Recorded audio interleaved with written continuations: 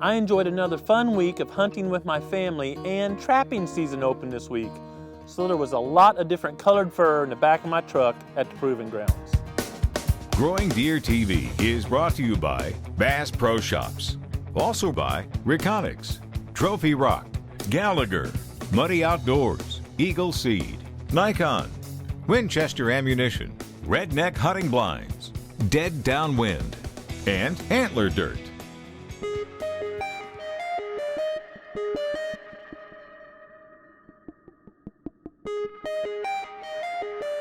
My dad and I hunted out of a redneck blind on a rainy afternoon. Those blinds are perfect for rainy days when you want to watch and see if a buck's trolling around, but stay dry.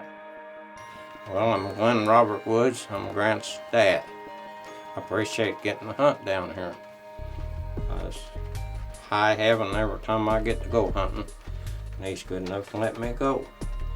In a good warm stand like this, 81-year-old man does fine. I enjoy spending my time with my boy.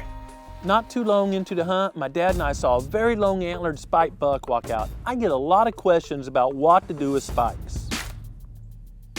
There's a lot of hunting camp stories about spike antlered bucks. Most of them are not correct. There's been a ton of university research on spike antlered deer.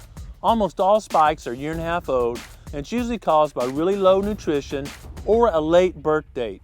And late birth dates are most commonly from fawns. Now, female fawns will reach puberty about 70 pounds, give or take, and they don't do that till later in the year, January or so.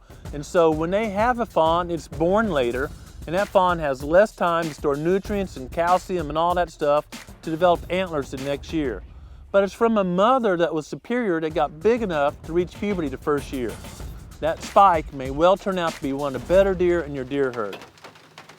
Let's see what else comes out. Yeah, he just spike. Mm-hmm. What do you have? Spikes on him 10 inches or more? Yeah, probably so. Just before dark, I caught movement on the opposite side of the field, and sure enough, it was a larger antlered buck stepping out. I see him coming around the back side, well next to the creek. It's up to you. Is he big enough that you'd be proud of him? Well, I'd be proud of any of them, but I hate to shoot one this late at night. It's totally up to you. Yeah, let him go. You sure? Okay. Yeah, let him go. All right, I got the gun. Let's see if something else comes out. Yeah. My dad's got the skill set to make that shot. It just wasn't a good opportunity. I'm glad he passed. You know, it'll be muzzleloader season in about 3 weeks.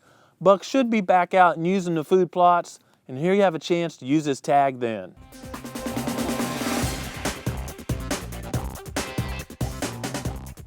Deer activity this week seemed to be characteristic of the lockdown phase. The biggest percentage of the does are receptive during this 2-week period of time. There'll be multiple bucks tending one doe usually, and the other does seem scared to move because they get harassed by a buck if they're seen out in the open anywhere. Another sign that we're in the lockdown phase of the rut is seeing groups of fawns without a mature doe around. I'm personally seeing that. The Reconics cameras at my place are picking that up. And what happens is the doe will leave that fawn while she's receptive and gonna have a bunch of mature bucks circling around to save that fawn from being in danger. They'll get back together as soon as that doe's not receptive anymore. Just a little bit of time and that second chase phase is gonna start up.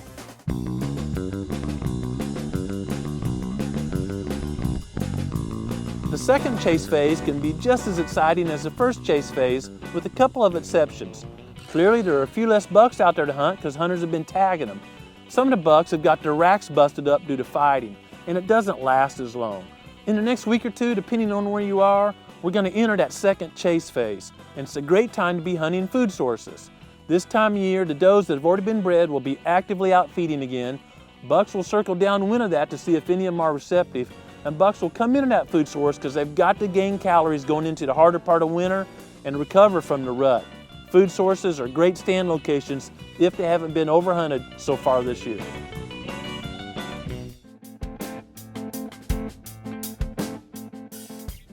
But while we're still in the lockdown phase, it's a great time to take a few days and do some other management activities. One activity I start every time this year is trapping predators. This is called a dog-proof trap, and it's really easy to set, and you can get a bunch of them at a time. So we're gonna take care of this coon, add another fur to Tracy's blanket, and get me out of here before I get attacked. It's November 20th here at the Proving Ground. We've got our 8th coon in the trap this season. That's one more turkey nest predator out of the way. Every now and then we'll catch a skunk. Now skunks are nest predators also. I don't trap specifically for them, but I'll gladly remove them because there's plenty. When you're dispatching a skunk, don't shoot it in the head or it's gonna spray. The nervous system is quicker than death. But what you do is shoot it through the lungs with solid point bullets so it doesn't expand, pokes a hole through the lungs. Rapid death, no pain. Animals don't know what a shot is. They don't know what a gunshot is. They don't fear that, and it almost never sprays. Scale at 6 pounds. 6 pounds. Now is that including the bucket? But we just had a pretty good catch this morning. Want to stop and talk about it, including a big 17-pound boar coon. Now, you think if you're a turkey on a nest or even a fawn laying there, a little 6 or 7 pound fawn, and a 17-pound voracious predator comes up on that, what do you think's going to happen, Matt? I think he's taking the easy bait. He's taking the easy bait. He says, look, something pink and fluffy. I'm eating this. It can't run yet. I'm eating it. So, boy, you know, coons are big-time predators. They're mean. I'd much rather go up to a skunk in the trap because they just lay there real docile. Coons want to rip your leg off. They're little mini grizzly bears. Everything about coons are, of course, they eat a lot of soft mass. They eat the blackberries, the persimmons, and everything else. And when they're consuming all that, that forces coyotes to look for something else, and that would be Your deer. fawns and turkeys and stuff that I like to consume. So I can already tell you the little cage traps we're using are ideal to set around hunting camps, or let your kids experience trapping, and remove a few of those raccoons that are busting up a bunch of turkey nests on your property. This time of year, throughout most of the whitetails range, there are fewer and fewer does receptive every day. Some good hunting is yet to come. I hope you get to get out and hunt during the second chase phase of the rut and enjoy creation. Thanks for watching GrowingDeer.tv.